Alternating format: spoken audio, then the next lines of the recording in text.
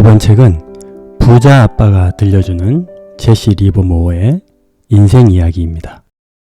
모든 생명체는 태어나는 순간 살기 위해 노력해야 합니다.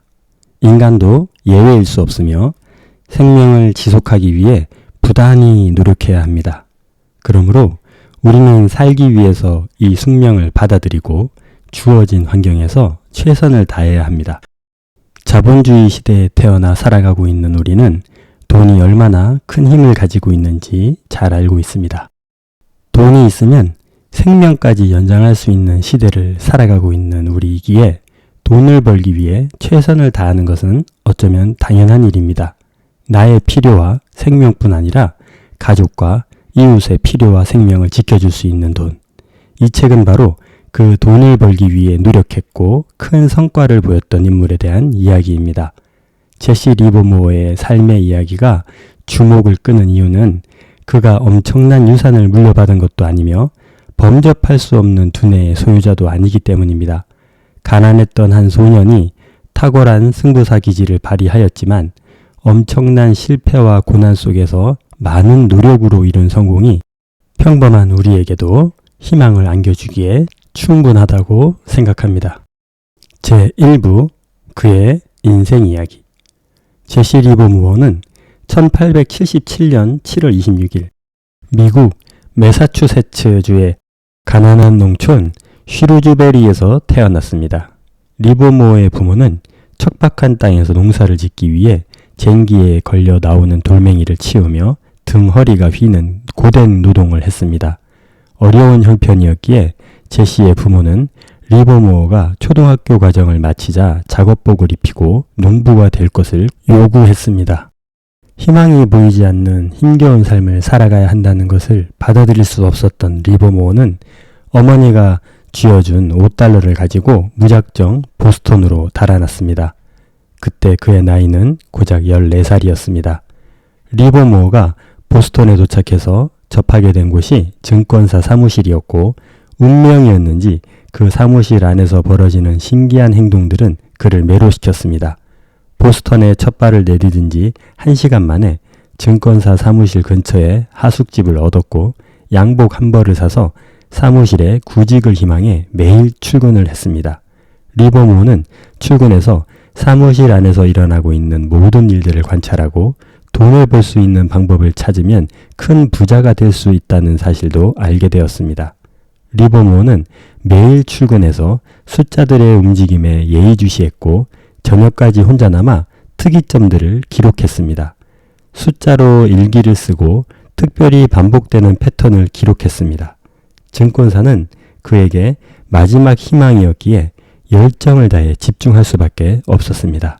그리고 마침내 반복적인 패턴을 구분해내기 시작했습니다. 리버모어는 주가의 변화에 대한 이유보다 오직 흐름에만 관심을 가졌습니다. 이유는 늘 주가의 흐름이 지나간 후에야 밝혀진다는 것을 알고 있었기 때문입니다. 그땐 이미 늦은 때였습니다. 리버모어는 증권사 사무소의 사람들도 유심히 관찰했는데 그가 보기에 사람들은 아무런 계획도 없고 일관성도 없으며 이성적으로 거래를 하지도 않는 것 같았습니다. 그들은 그저 베팅하고 도박하듯 거래를 했습니다. 리버모어는 월급을 조금씩 모으면서 노트에 가상 투자를 기록해 보았습니다. 그러나 실제로 주식을 사보지 않고는 자신만의 투자 기법을 완성할 수 없다는 것을 깨달았습니다. 자신의 소중한 돈, 간절하게 모은 돈을 직접 투자하면 공포와 탐욕이 들끓는 감정의 정글에 들어서게 되며 그때 자신이 얼마나 감정을 제대로 다룰 수 있는지 깨닫게 됩니다. 그리하여 리버모어는 직접 투자하기로 결정했습니다. 그 첫 투자는 US 스틸이었습니다. 숫자들의 흐름이 전형적인 상승을 준비하고 있었기에 좋은 기회라고 생각하고 과감하게 투자했습니다. 그의 판단은 정확했으며 16세가 되기 전에 $1,000가 넘는 현금을 벌었습니다. 큰 목돈을 벌게 된 리버모어는 집으로 돌아가 어머니께 $500를 전했습니다. 어머니께 받은 돈의 100배를 갚은 것입니다. 이후 그는 승승장구했고 돈을 버는 것보다 자신의 예상이 맞았다는 승리감이 더욱 짜릿한 전율을 전해주었습니다. 리버모어는 자신만의 투자 기법을 가지고 높은 승률을 올렸지만 그 이후로 보스턴의 모든 주식방으로부터 출입을 금지당하게 되는 일이 발생하게 됩니다. 주식방에서는 그를 몰빵소년이라는 별명을 붙여 출입을 금지했습니다. 보스턴에서 더 이상 활동을 할 수 없게 된 리버모어는 뉴욕의 증권거래소라는 더 큰 시장으로 도전해봐야겠다고 결심했습니다. 그렇게 뉴욕으로 떠났던 시기에 그의 나이는 20살이었고 2,500달러를 가지고 맨하탄에 도착했습니다. 뉴욕의 월스트리트는 그에게 보이 트레이더, 꼬마 승부사라는 조금은 고급스러운 별명으로 바꾸어 주었고 리버모어를 환영했습니다. 큰 무대로 오니 리버모어의 돈으로는 아무것도 할 수 없었고 주식방에서 하던 대로 하다 보니 모든 돈을 잃는데 6개월이면 충분했습니다.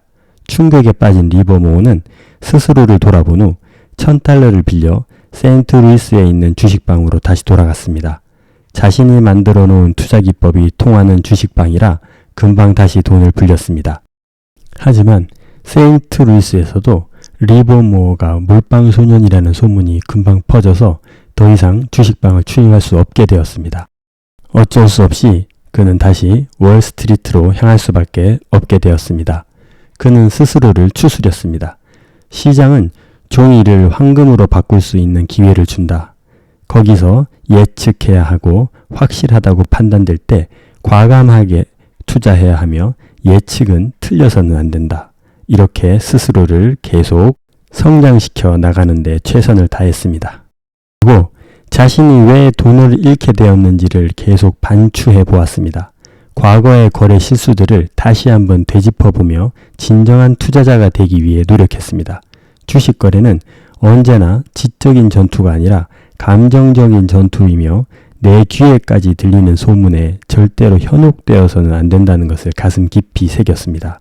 그리고 시장이 강세장인지 약세장인지를 항상 체크해 시장의 흐름을 거스르려고 하지 않았습니다. 충분히 노력한 결과가 드디어 변화를 만들어내기 시작했습니다. 1901년 리버모어는 드디어 5만 달러를 거머쥐게 되었습니다.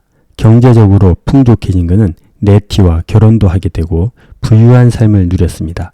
풍요로운 삶이 펼쳐질 그 순간 그의 판단과 마음 자세에는 아무런 결점이 없었지만 아직 월스트리트에 충분히 적응하지 못한 리버모어는 순식간에 모든 돈을 잃고 말았습니다. 경제력을 잃자 아내와 사이도 나빠지고 결국 별것까지 하게 되었습니다. 이 사건으로 그는 주식 투자의 환멸까지 느끼게 되었습니다. 이후 네티와는 1918년 이혼하게 됩니다. 리버모어는 이미 짧은 시간 만에 큰 돈을 벌어본 경험을 잊을 수가 없었고 상류사에도 알게 되어 주식시장을 떠나기에는 이미 너무 많은 혜택을 누렸습니다. 그리고 무엇보다 다른 일을 할 수 있는 사람이 아니었습니다. 그래서 그는 종잣돈을 마련하기 위해 다시 주식방을 전전긍긍하며 푼돈을 모으기 시작했습니다. 2번의 큰 실패의 경험이 큰 깨달음을 주었고 절대로 시장을 예측하려고 하지 말아야 한다는 것을 알게 되었습니다. 예측하고 투자하는 순간 도박이 되고 만다는 것입니다. 투자자는 그저 인내심을 가지고 시장의 흐름과 신호에 적절하게 반응하는 것이라는 사실을 가슴 깊이 새기고 세 번째 도전을 이어나갔습니다. 리버모어는 시장이 강세장인지 약세장인지 혹은 횡보장인지 면밀히 살핀 후 기회가 왔다고 판단되면 투자를 했습니다. 그리고 한번 투자하면 끝까지 인내심을 가지고 기다렸습니다. 팔아야 할 적당한 이유가 생길 때까지 팔지 않고 기다렸습니다. 쉽게 매매하지 않으니 큰 흐름을 탈 수 있게 되었고 큰 흐름만이 엄청난 결과를 안겨다 준다는 것을 알게 되었습니다. 리버모어는 여러 경험들이 쌓였고 성실하게 분석하는 습관으로 인해 서서히 진화하고 있었습니다. 그래서 다시 일어설 수 있게 됩니다. 이제 그는 종목보다 시장의 흐름에 더 집중하여 투자하는 투자자가 되었습니다. 그리고 주가는 올라갈 때는 천천히 올라가지만 떨어질 때에는 급격하게 하락한다는 점을 간파하여 공매도로 더 큰 이익을 챙겼습니다. 그의 주식 투자 비법은 월스트리트를 움직일 만큼 영향력 있는 개인 투자자의 반열에 오를 수 있게 해주었고 곰이라는 별명도 얻게 되었습니다. 이제 리버모어는 올바른 투자의 길로 들어섰다는 것을 확신하였습니다. 주식시장은 똑똑하고 시장을 잘 아는 사람들이 무지하고 시장을 모르는 개미들에게서 돈을 챙기는 곳이라는 것을 깨달았습니다. 이곳에서 산전수전을 다 겪은 리버모어는 1907년 세계 대공황도 거뜬히 지나갈 수 있는 능력을 가진 투자자가 되었는데 이때가 그의 나이 31세였습니다. 세상 사람들은 이제 리버모어를 살아있는 전설이라고 생각하기 시작했습니다. 이후 1차 세계대전, 2차 세계대공황도 잘 넘긴 리버모어는 요트를 타고 출근했으며 주식 거래가 없는 주말에는 늘 파티를 즐기며 살았습니다. 그리고 어린 도로시와 재혼해서 상상할 수 없을 만큼의 호화스러운 생활을 즐겼습니다. 원하는 것은 무엇이든 가질 수 있는 부를 얻었으니 그의 삶이 어떠했겠습니까? 그는 방이 29개, 욕실이 12개, 와인바, 오락실, 개인 이발사가 있는 이발소를 갖춘 저택을 2년 만에 건축해서 그곳에서 생활했습니다. 돈을 어디에 어떻게 써도 줄어들지 않을 만큼 가지고 있었고 쓰는 돈보다 더 많은 돈을 벌었습니다. 이렇게 그의 삶이 풍요롭고 아름답게 마무리되었다면 모든 사람들의 부러움을 샀을 텐데 인생의 마무리는 안타깝게도 불행했습니다. 아무리 좋은 것도 지나치면 독이 된다는 말이 떠오릅니다. 그는 재혼 후에도 여러 여자들을 만났고 극심한 우울증을 겪으며 판단력도 점점 흐려져 갔습니다. 모든 사람들이 부러워하는 삶을 사는 것 같았지만 그는 이성을 점점 잃어갔습니다. 이를 참지 못한 도로시는 1932년 이혼을 요구했고 두 자녀의 양육권과 저택, 보석, 합의금을 원하는 대로 얻어내고 떠났습니다. 얼마 지나지 않아 파티에서 알게 된 해리엇과 세 번째 결혼을 하기는 했지만 리버모어는 또다시 다른 여자와 불륜을 일으켰고 그의 인생 최악의 우울증에 빠지는 상황에 놓이게 되었습니다. 이제 그는 올바른 판단을 내릴 수 있는 예전의 리버모어가 아니었습니다.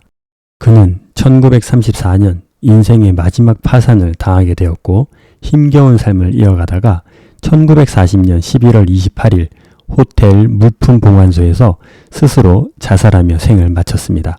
그의 장례식은 고작 4사람이 지켜보는 가운데 순식간에 끝났습니다. 그의 첫째 아들 역시 1975년 팜비치 휴양지에서 음독 자살했습니다. 너무 어린 나이부터 인간, 자신 혹은 인생, 세상, 자연에 대한 깊은 숙고함 없이 돈을 벌어야 했던 한 아이에게 감당할 수 없는 큰 부가 생겼기에 벌어진 일일까요? 인생의 가치, 철학적 고찰 등의 시간을 충분히 가질 수 있었다면 그는 엄청난 부를 가지는 길을 가지 않았을까요?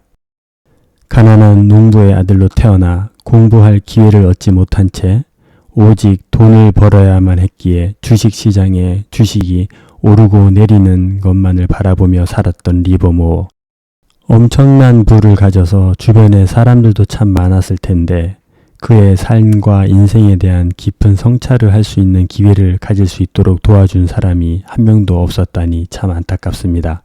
인간은 공부하지 않고 인간과 인생에 대한 철학적 사고를 하지 않으면 결국 오감을 만족시키려는 본능에 충실한 동물과 같은 삶을 살게 되는 것일까요? 부를 얻게 된 수많은 사람들이 본능에 충실하다가 인생을 슬프게 마무리하게 되는 소식은 현재에도 접하게 됩니다. 그가 주식시장에서 엄청난 성공을 이루었기에 많은 이들이 주목하고 관심을 가지지만 그의 삶을 들여다보고 더 많은 것을 깨닫게 됩니다. 자본주의 사회에서 살아가고 있기에 경제력은 필수적인 요소이지만 어떤 인생을 살 것인가에 대한 고민과 고찰이 더욱 중요한 것 같습니다. 리버모어는 자신의 인생을 통해 주식으로 성공하는 비법과 어떤 삶을 살아가야 하는지에 대한 교훈을 남긴 것이 아닐까 생각합니다. 그래서 이 책이 다른 여러 주식 책들보다 더 인상적으로 다가오는 것 같습니다.